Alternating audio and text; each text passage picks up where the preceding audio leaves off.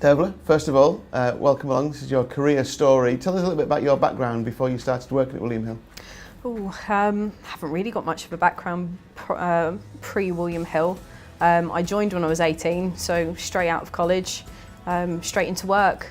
I didn't fancy staying on my studies. I wanted to make some money for the summer, and I never left after the summer of 2005. So what has that career trajectory been like then, from working in the shops to where you are now? Tell us a little bit about your role that you're involved in now. So I currently work as an area manager on Region 3, so I look after Area 11, which is East Anglia.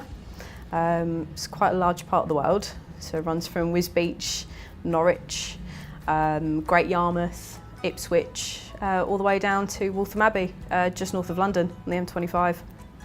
Quite a stretch. Yeah, it's a big old patch that. It is. So I guess you're a great example of how you can work through the ranks at William Hill. 13 years you've been with Hills now. Yeah, 13 years. I, until the restructure, could proudly say I've done nearly every single role in William Hill, but I've never been a BPM, so I have lost my title of Jack of all trades.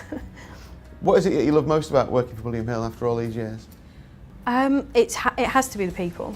It's the people that you surround yourself with. It's the relationships you build here. Everybody's really supportive and honest and open with you. It's not a fake working environment at all. Everyone's lovely, and everybody wants the same thing. Everybody pulls in the right direction. Nobody's out for themselves at William Hill. You really feel the love. So even if you're having a bad day, there's somebody out there that's always going to pick you up. What about the things that you maybe don't like as much?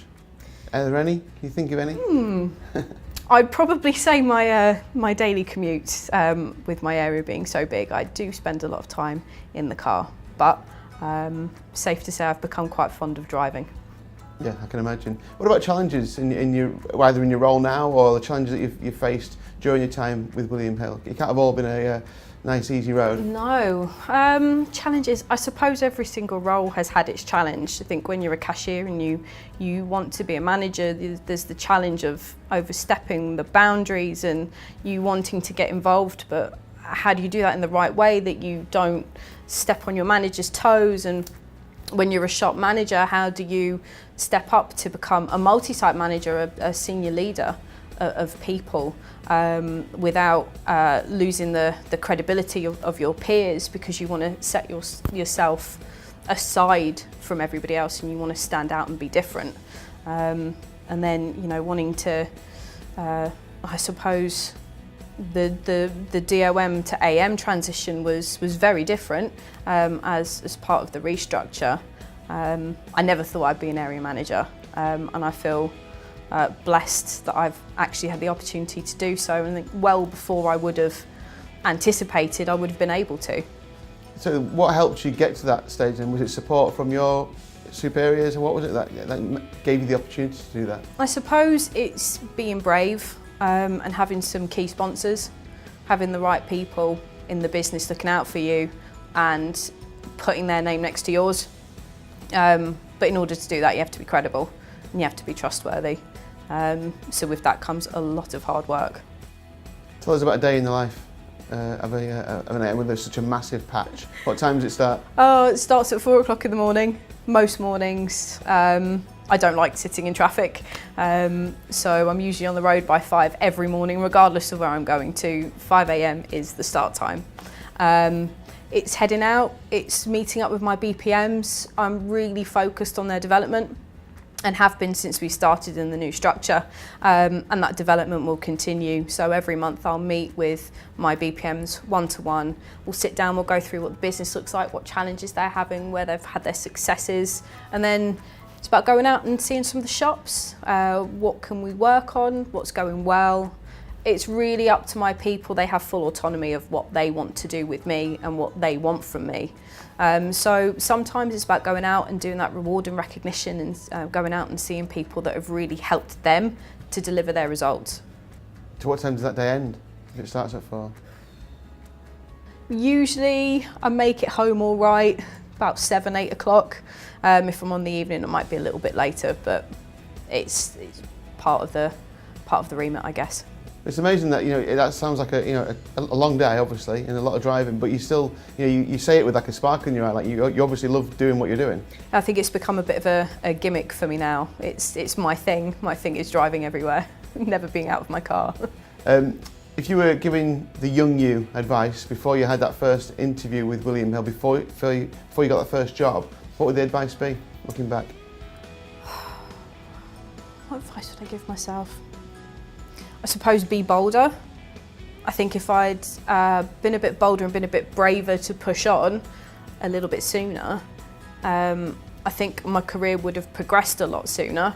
I think I definitely sat on my laurels for a few years as a shop manager. I was a shop manager for about 7-8 years before I eventually stepped up into senior line management. That was of my own making. I spent my whole life in London, born and bred, and had this reluctancy to learn to drive. But if you want to be in line management, you need a driving licence, and I dragged my heels for years. And actually, had I been a bit bolder and braver and actually gone out there and done a few things for myself and not necessarily for William Hill, but for me, I probably would have found myself in the same position, but a lot sooner.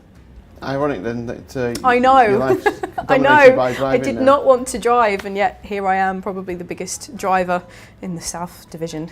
And what about just going back to you mentioned you only really came to William Hill for the summer to earn some money, and you ended up staying here all this time. What about advice for anyone who's watching this who maybe is only just thinking, I just want a part-time job? What kind of advice would you give them in terms of the kind of career that William Hill can give you? It can give you any career that you want. So there isn't just retail out there. There's all the different departments. There's offices in London, there's offices in Leeds, there's offices all around Europe and even so far as around the globe. There's always opportunities. There always has been, and there always is room to progress. It is a fast-paced industry, and it's a fast-paced business as well. There will always be opportunities. Sometimes you have to sit and bide your time and be patient, but there is always something. And I will say that if you want to get on and you do want those opportunities, sometimes you have to be bold and go out and get them. So I was from London originally and spent all of my career working in London, but the opportunity for me to develop my career, progress my career, presented itself on the other side of the country. And I made the bold decision that that's where the development and the progress was, that was where I needed to go. And I think had I not been so bold, I would probably be a shop manager in London. You talked about some of the challenges that you had. What about challenges within the shop environment? The shops aren't always easy places to work. No, they're not. They are, I think, colourful places is the best turn of phrase to use. There have been some dark days. There's some days where you have abusive customers, where you have undesirable customers, and sometimes it's a lot of time on the phone to the police and to your security department and your security investigator trying to work with everybody to make these shops a nicer environment for your genuine customers to be in. I think one of my darkest days was probably filling out about 6 instant report forms after 6 phone calls to the police about 6 separate incidents in one day. They do happen, and I think if you ask anybody that works in London, we've all seen it, we've all been there, so you're not alone, and you can get through it. Yeah, you've got to be made of tough stuff. But there are some fun days in there as well. Yeah, the flip side of that is that the customers make the job, don't they? The customers, it's a community feel, and you get to know the customers very well, and it's like a community in the shops. Most definitely. So I spent all of my time working in Shepherd's Bush. I'm originally from northwest London in Harrow, and I would commute into Shepherd's Bush. But I could walk down the Uxbridge Road and I'd probably still bump into all of the same customers I had all those years ago and would still know their names and they would know me. It is a lovely community, but you only really get to see that if you've spent quite a bit of time there. So I'd say just be tough, be brave. There is some fantastic customers in some of these shops where you probably have those challenges, but they definitely brighten up some of those darker days.